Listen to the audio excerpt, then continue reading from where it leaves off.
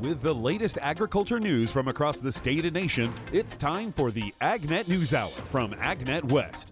Here's your host, Sabrina Halvorson. Good morning, and thank you for joining us today on the AgNet News Hour. Coming up later, staying alert for the potential threat of citrus leprosis disease. But our top story today, how does the issue of trade factor into the presidential race? Senator Tammy Duckworth of Illinois talks about what she wants to hear from both candidates. Well, I would like to see them talking more about how we can increase trade and increase the trade rules in a way that benefits American producers. I'll give you an example. You know, there were problems with NAFTA, the North American Free Trade Area, and a lot of jobs moved to Mexico when NAFTA happened.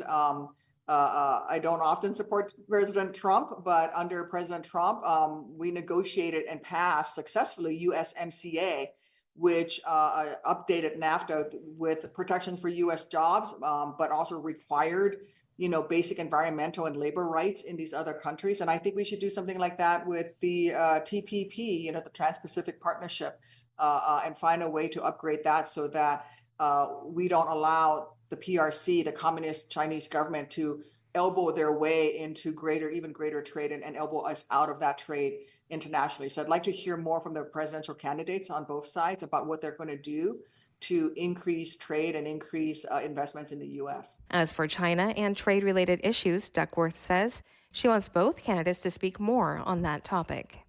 I want to see aggressive talk about what we're going to do with international organizations to force China to adhere to basic international trade agreements. The world trade, we've brought cases up against them. One example is with steel manufacturing in Granite City, Illinois. We have a steel manufacturer there. The Chinese dump steel in the U.S. They can produce steel much cheaper than we do here because they don't have to pay electric bills. The Chinese government actually says, hey, steel mill, you don't have to pay your electrical bill. We'll just provide that free of charge. That's an unfair trade competition. That's dumping.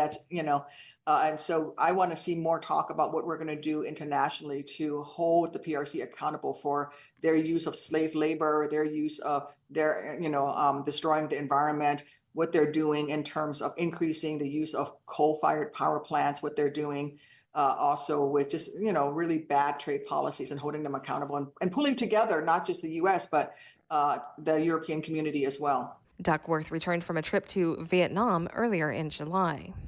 The Plant-Based Products Council and its congressional champions are optimistic legislation to grow the ag bioeconomy could play a big role in the next farm bill. Chad Smith has more.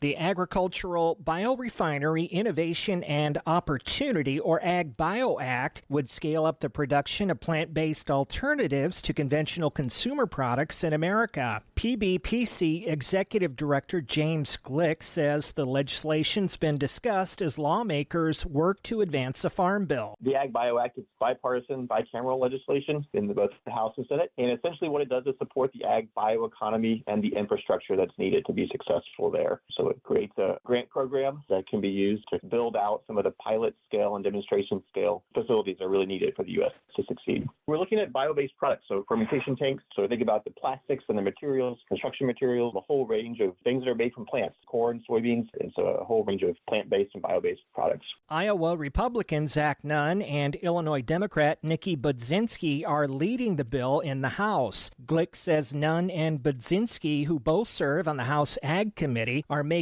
bioeconomy infrastructure a priority in the Farm Bill. We've got the House bill that was marked back in May that includes some of the loan guarantee provisions from the bill from Congressman Nunn and Budzinski in the House. And there was an amendment by Congressman Nunn on the grants program with a commitment from Chairman Thompson to work on it as it moves through the House. On the Senate side, both Stabenow and Bozeman, the leaders of the Senate side, have frameworks that include these provisions in both of their bills. The funding can be used in a variety of ways to grow the ag bioeconomy. The grant program is important to helping innovators successfully enter the market and complements the current loan program as well, which is available for a range of purposes. It's an existing program at USDA. The grant program is really designed to build out new and to retrofit existing facilities that shorten the time it takes for innovators to access demonstration scale. What we see is folks that need demonstration in the marketplace, demonstrate that the products work, and that it's going to highlight the demonstration scale facilities that's really necessary. Glick says passing the Ag Bio Act would be a boon for U.S. agriculture. It creates new markets for our growers,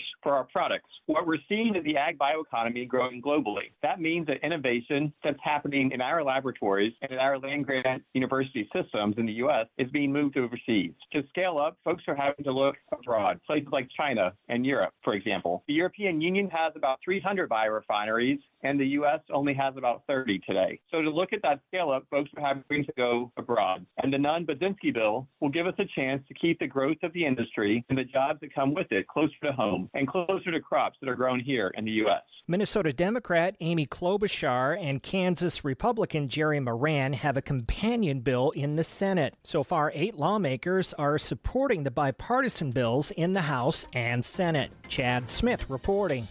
You're listening to the AgNet News Hour. I'm Sabrina Halvorson. In today's National Spotlight, this year will be remembered for the staggering amounts of rain the Midwest received during the growing season. Riley Smith reports.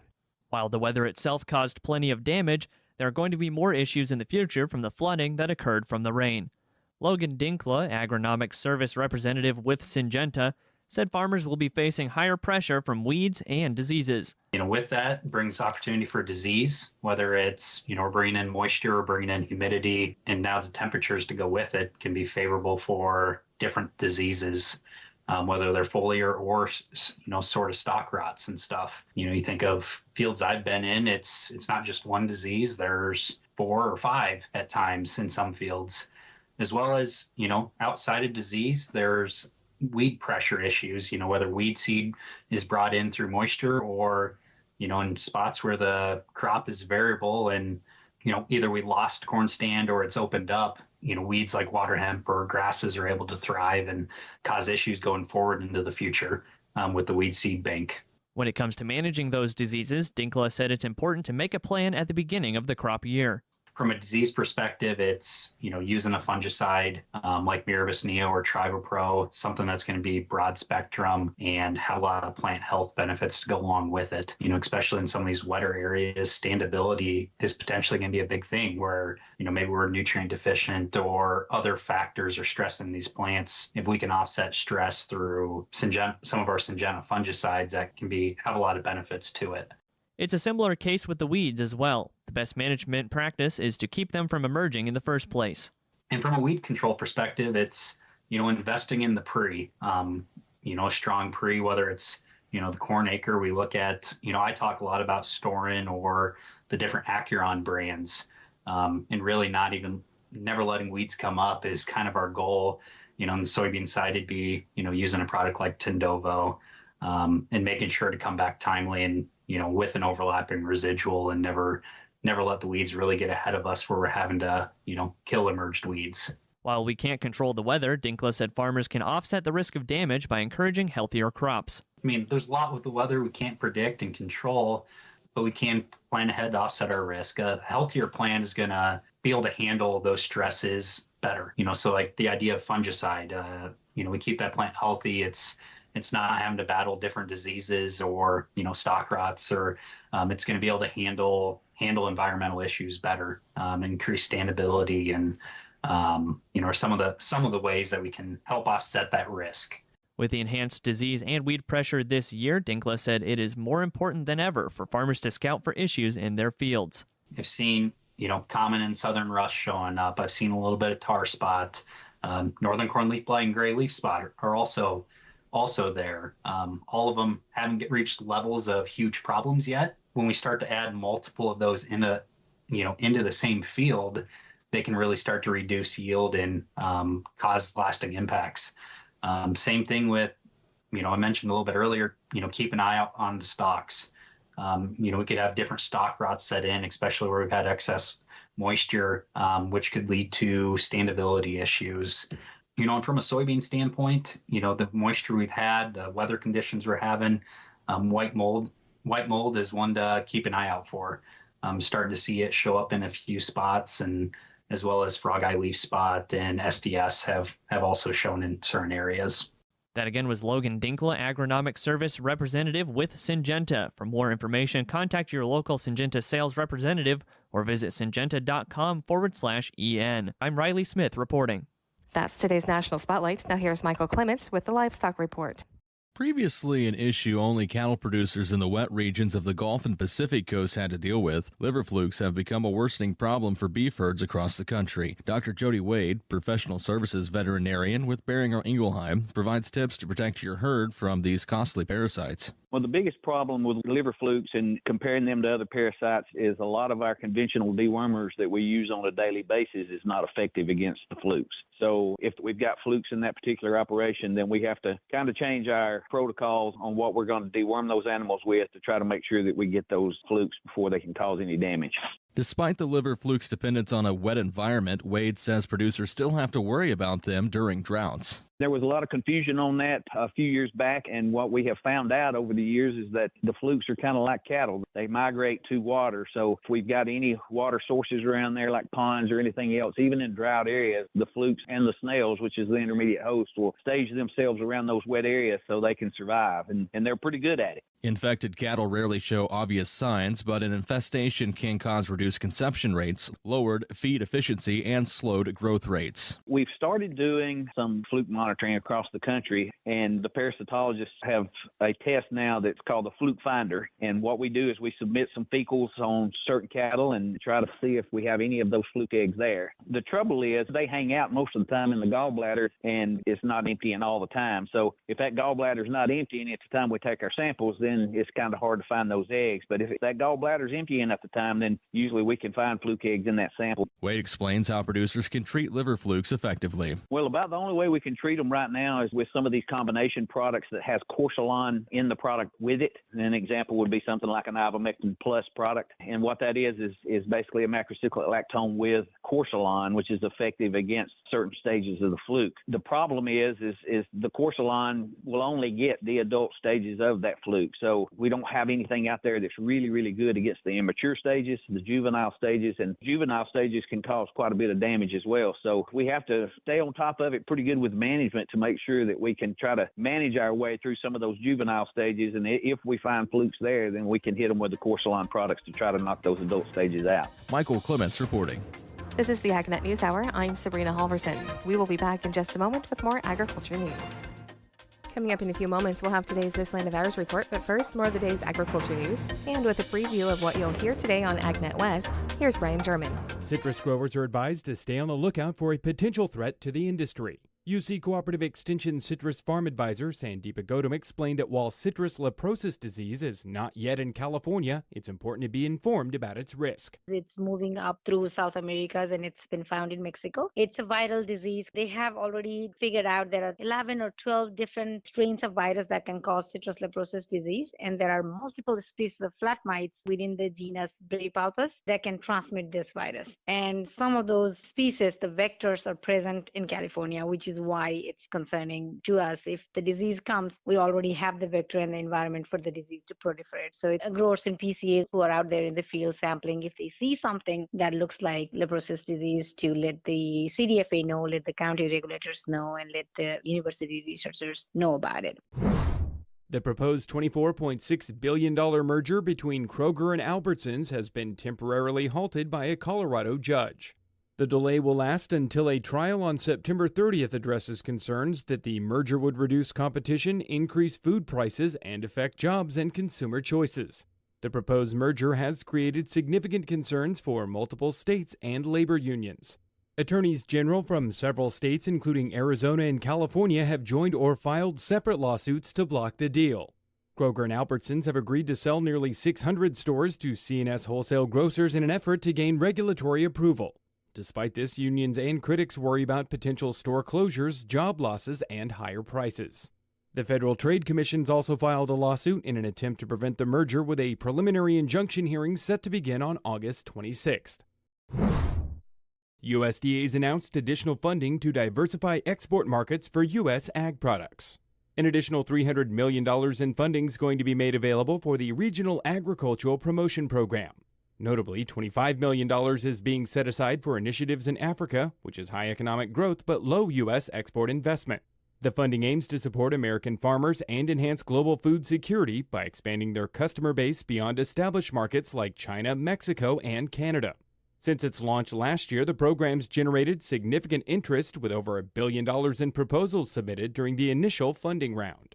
The USDA's previously allocated $300 million to 66 organizations for various market development projects. Interested organizations will have until October 4th to submit an application for funding, with allocations expected to be announced by the end of the year. California Insurance Commissioner Ricardo Lara has introduced changes to the state's FAIR Plan, which serves as a fallback for those struggling to get insurance. The update's part of a broader plan to improve the insurance market, tackling issues that haven't been addressed in decades. The expansion of the FAIR Plan has unintentionally pushed traditional insurers out of certain areas, creating a cycle of dependency on the backup plan. Lara's new agreement aims to offer better insurance options like higher coverage limits for commercial properties and improved financial safeguards for policyholders. These reforms are intended to help provide more robust insurance options and reduce reliance on the FAIR Plan. The ultimate goal is to make the insurance market more stable and reliable. The changes have received support from various organizations, including the California Farm Bureau, which noted the updates will provide much-needed protection for farmers, especially in areas prone to wildfire. A Hedgerows and Rice Field Demonstration Day is coming up next week in Colusa. The event is scheduled for Wednesday, August 14th on the corner of Tooley Road and Lodi Road in Colusa beginning at 10 a.m. The morning will begin with an overview of the Hedgerow Demonstration Project from Rice Farm Advisor Whitney Brim DeForest.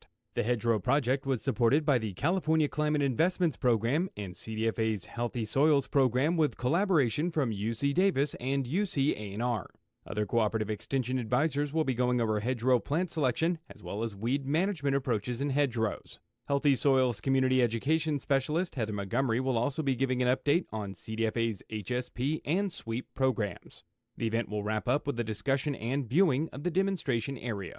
More information about the demonstration days available on the upcoming events page at agnetwest.com.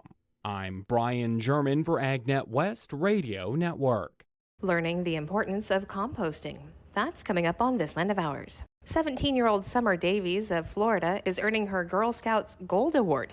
It's the highest award in the Girl Scouts by reporting on the positive effects of composting for small farmers. Here is her report. Have your fertilizer costs been increasing over the past couple of years? In fact, according to the USDA, fertilizers annually cost 73% more than they did in 2020 and result in a 17.5% loss in all on-farm production expenditures. Besides cost, inefficient nutrient uptake and denitrification will only increase from extended drought and rainy seasons. Time to listen in for the solution. Composting, the decomposition of dead organic matter in oxygenated conditions. This process only requires three main factors: green matter, brown matter, and the pile location. Green matter is discarded nitrogen-rich elements, such as food scraps and rotted manure. Brown matter is discarded carbon-rich elements, like brown leaves and straw. Pile upkeep only requires minimal turning and appropriate moisture, while work involvement depends on the time frame and soil consistency desired. Some might worry that composting is foul-smelling, but with an appropriate matter ratio, any odor is eliminated. Rather, the entire process is very forgiving. Not only does composting displace fertilizer use, but it also reduces pesticides, increases nutrient uptake in crops, and improves soil tilth and workability for any extreme weather event. Welcome back to the AgNet News Hour. Here's Cindy Zimmerman. The annual American Coalition for Ethanol Conference is coming up on August 14th through the 16th in Omaha. I'm speaking with Katie Muckenhern, Vice President of Public Affairs. And Katie, give us some details on the upcoming ACE conference. Yeah, we've hit 37 years of hosting this event for biofuel producers, farmers, and just others in the industry. And we're returning to Omaha August 14th to the 16th. We'll be at the Marriott downtown at the Capital District. And it's a 2.5-day event, and we pack a lot into our agenda, a mix of general sessions covering things like maximizing on tax credit opportunities under the Inflation Reduction Act, looking at the retail marketplace for E15 and E85, farm to biofuel carbon market collaborations. We got a trade update. And then, yeah, we have our breakout sessions take a deeper dive into, we have 3 different tracks: leadership and management, technology, and carbon topics. So our agenda is really shaping up here with just a few weeks left to go. Well, your theme this year is the gold standard. Tell us what that means. Yeah, so the gold standard is our theme this year, and we thought it'd be fitting coming off of the Olympics and just lots of attention on the GREET model, and that's what we refer to as the global gold standard for biofuel life cycle greenhouse gas emissions. So, with the IRA tax credit guidance being rolled out here this summer, so we thought it'd be fitting for both of those. And we like to refer to our industry as we believe, we're setting the standard for clean energy solutions. So that's why we chose the gold standard. Is there anything different this year that people have to look forward to? Yeah, well, a few different things coming up this year. We're launching an event app. We're using the platform Huva. So when you register, you'll get instructions on how you can download the app for our event. It's just a convenient way for attendees to access the agenda, any announcements that we may make, get more details about the speakers and tracks, and share their experience on social, just through their mobile device. So really looking forward to making the event a little more accessible for people throughout the event, and an easier process for check-in as well. And then one other new thing we're bringing to our agenda this year is our second night reception we're going to have outside. So if you've been to the Marriott in Omaha, they have a nice plaza behind the hotel. And so we're offering kind of an elevated reception on that second evening to enjoy the warm summer evening in August. As far as the ethanol industry is concerned, what do you think are going to be the main topics of discussion among the industry members that are going to be at the conference? Yeah, I think there's a couple things. And, like I mentioned with our theme, the gold standard, the GREET model and 45Z guidance that's expected to come out here this summer, maybe hopefully before our conference. That's going to be a huge topic of discussion. Like I mentioned, we have our farm to biofuel panel talking about climate smart agriculture. That's going to be, a lot of interest for attendees, I know. One of our keynote speakers, Lee Blank, the CEO of Summit Carbon Solutions, he's going to give an update on their CO2 pipeline project. So I know that's going to be one of the highlights of our agenda too. And of course, trade is always a big topic. We have Mackenzie with the U.S. Grains Council joining us to provide an update there. And we have the Pro Exporter Network. They're going to dive into sort of the feedstock picture for sustainable aviation fuel and renewable diesel based on our current policy and regulatory environment. So lots of, we shape our agenda around, the timeliest topics that we can. And so really encourage attendees to attend, because it's a sort of a pivotal point here for the industry.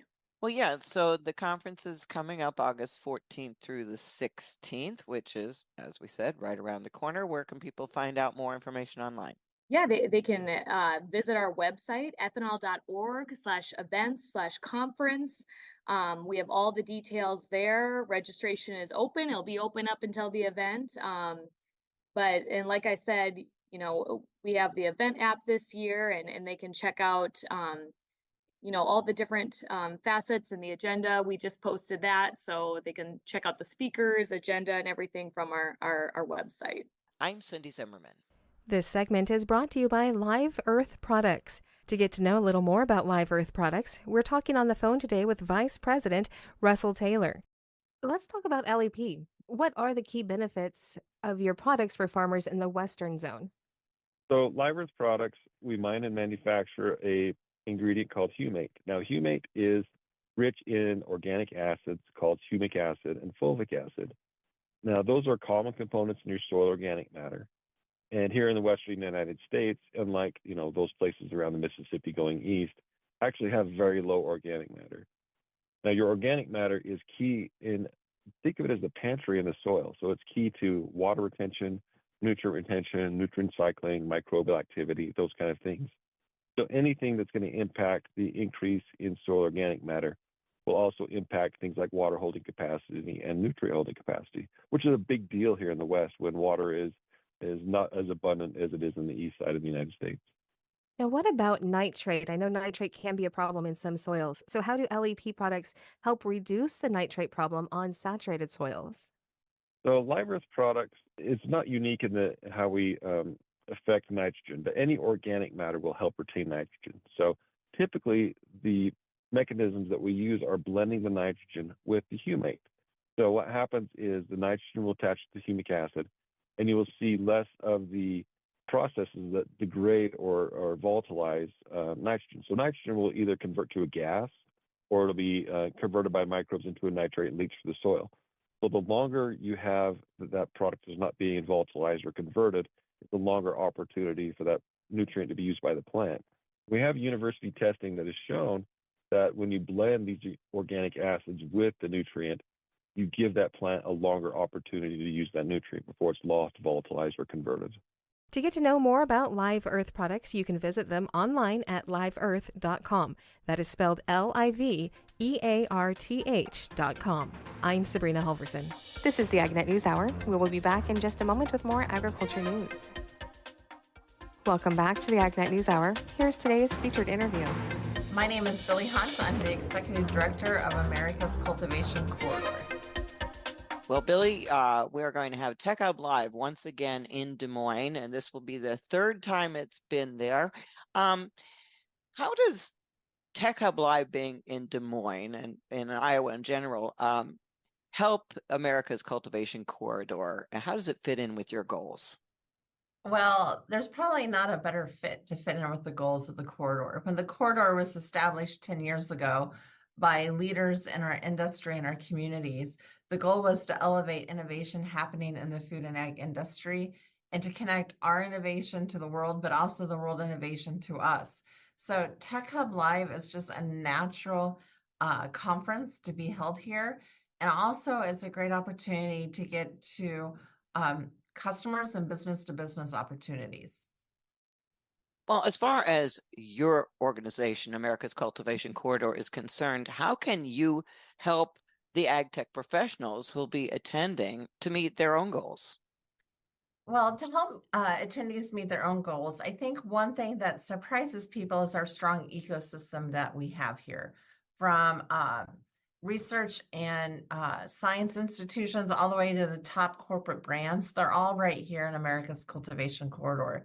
And that's why it's fun for the partnership between Iowa Economic Development Authority, Greater Des Moines Partnership, us and the ISU Research Park to come together to help people make those connections while they're here.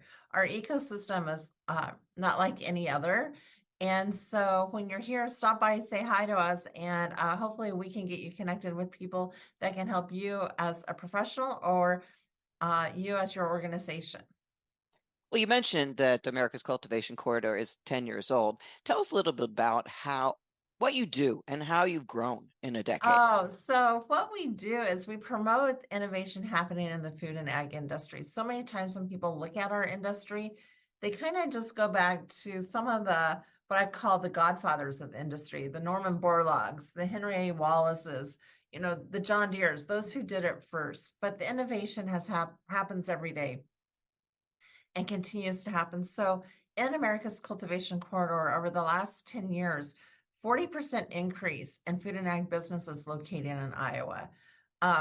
Nearly 10,000 patents happening just for our industry in the state of Iowa, and over 175% increase in venture capital coming to our industry right here in Iowa. So over the last 10 years, just elevating that innovation happens every day, how sustainability is a part of every innovation has really helped our industry grow. You mentioned that you work together with these other organizations that are helping to also sponsor and support Tech Hub Live. How and what other ways do you work together? Oh, I think it's part of just our ecosystem and it's part of just being in the Midwest. None of us do this alone. We all know that the success of our industry comes because of an entire supply chain and those that support it. So whether it's the Greater Des Moines Partnership, Iowa Economic Development, ISU Research Park, we all come together to help companies find success. And so when people say, how does the ecosystem work and how does this partnership work? It's just how we know how to do business in Iowa. And this is what makes the difference compared to a lot of other entities. Well, one of the things I remember speaking to you last year when we were in Des Moines, and we were having a pretty good time there at the opening reception. We do know how to have a good time here in Iowa. Right, that's what I was going to say. Is that people may think Des Moines, who wants to go there? But we had a lot of fun. Well, first of all, anyone in the ag industry knows they need to come here. And that's what we always get excited about, especially global companies. They know they want to be here. Iowa is unique in our location. And within a 6-hour radius, you can get every growing season. You can get all different weather climates. And so we're kind of what I always say, the center of the center pivot when it comes to the ecosystem and the work you can do here. But also when you come, you have to bring your appetite, you have to bring an attitude to have fun, because whether it's all of our craft beer locations here in Des Moines or just an incredible food scene, there's a lot of fun stuff you can do here. We don't get bored here in Des Moines. Another thing we started last year, Tech Hub Live started, was the Women in Ag Tech. And we had a great turnout. We're expecting an even bigger turnout, but I think there seems to be a lot of support in the tech industry for women and younger people to get into the ag tech industry. How does America's Cultivation Corridor support things like that, getting new people into ag tech?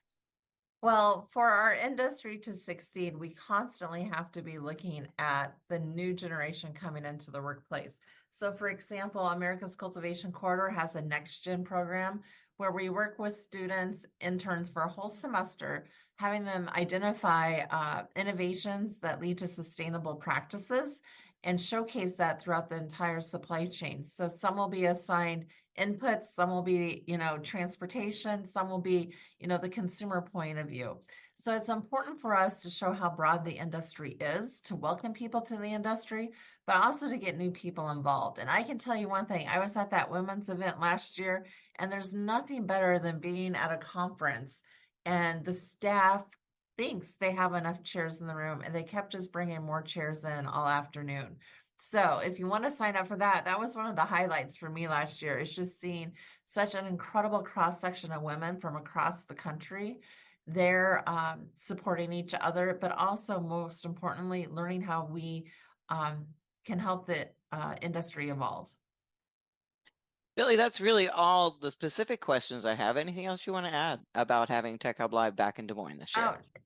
One, sign up, get involved now. Sign up for the Women in Ag event as well. Don't miss the happy hour. There's some fun stuff going to come on that first Monday night. But more importantly, come with an open mind, willing to learn and to connect with new people. This conference is great for that. All right. Thank you very much, Billy Hunt with America's Cultivation Corridor. You're listening to the AgNet News Hour. Now for more news. The cotton crop in Texas is having more than its fair share of problems. Gary Crawford has more. Next week, the big cotton story could be the effects on the southeastern crop from Tropical Storm Debbie and those rains. But that happened after this past week's rating period. And the news from that period? The further declining conditions in Texas, where it has been hot and rather dry the last couple of weeks. And USDA meteorologist Brad Rippey says the crop in Texas is certainly showing it. 2 weeks ago, Texas 40% good to excellent on the cotton, down to 40 a week ago, 32% this week. Meanwhile, very poor to poor ratings for cotton in Texas, jumping from 25% 2 weeks ago to 31% last week, now to 40%. The problems in Texas serving to bring down the ratings nationally, with only 45% of the nation's cotton crop rated good to excellent, 27% rated poor to very poor. As to what the rains from Debbie will do to cotton in the southeast. So we'll talk about that next week. next week. Gary Crawford for the U.S. Department of Agriculture. Hurricane Debbie arrived Monday morning in the Big Bend area of Florida. Interestingly, that is a location very close to where Hurricane Idalia hit just under a year ago on August 30th. USDA meteorologist Brad Rippey says Debbie reached Category 1 status at landfall, joining Cat 1 Hurricane Beryl as named storms reaching the U.S. mainland so far this year, in what is expected to be an above normal, active Atlantic hurricane season. Impacts as of Monday morning from Debbie include a significant storm surge, number one. The second effect has been the wind, mainly across western Florida, the Gulf Coast of Florida. Winds and rains now extending into Georgia. The system is expected to stall along the southeast Atlantic coast for several days before moving towards the mid-Atlantic, leading to significant precipitation totals in parts of Georgia and South Carolina. I'm Rod Bain reporting for the U.S. Department of Agriculture in Washington, D.C. The Congressional Budget Office released an official cost estimate of the House Ag Committee's Farm Bill and said it's $33 billion over budget and fails to pay for a large increase in crop subsidies. House Ag Chair G.T. Thompson says if the CBO does not change its mind, he'll rely instead on the House Budget Committee to overrule the CBO. The CBO cost estimate, which was released last Friday, creates a large obstacle to passing a farm bill that Congress is already 10 months late in passing. The House bill will increase commodity supports by $45 billion over 10 years, also cuts SNAP funding by $29 billion, and greatly restricts USDA's use of Commodity Credit Corporation funds for discretionary spending. Thompson says the proposed limitations on the $30 billion USDA reserve would save more than enough money to offset the expense of increasing the reference prices that trigger crop subsidy payments by 15%. One of the nation's biggest farm shows is underway in Minnesota. More than 500 exhibitors and vendors are gathered now in Redwood County, Minnesota for Farm Fest. Chad Smith has more on the busy 3-day schedule. Farm Fest 2024 in Minnesota has a busy schedule packed full of information, learning, and networking opportunities. Nikki Jones, Director of Events Marketing for Idea Ag, says the festival has something for just about everyone. We have several Farm Fest forums going on, anything from the Farm Bill to tips for surviving in a down economy, that Congressional Candidate Forum on Tuesday morning, and then another one on Tuesday afternoon. We've also got on Wednesday the Minnesota candidates for U.S. Senate. This is our year of farm family fun. We've got demonstrations and kids events and all sorts of things going on in addition to our hundreds of exhibitors. Jones says the forums will be available even for people outside of the Minnesota area. We are going to be live streaming those panels. So for anyone that's interested in the Senate and congressional races in Minnesota, you can catch that on farmfest.com. We're going to be streaming them live on our Farm Fest forums pages, as well as on the homepage of our website as they go live. So that is something that people can certainly tune into, and then we will post the archive on farmfest.com as well. She says events like Farm Fest are important for more than just the panel discussions. These farm shows are really one of the top ways that ag producers find that they can research a purchase, talk with all of their contacts, and really get ideas. And it's a really good place to network and grow that family farm. Even if you come and you are someone that is not looking to buy something, you get all sorts of new ideas. You see things you maybe haven't seen before. You learn things. And I think that is incredible. Chad Smith, Washington.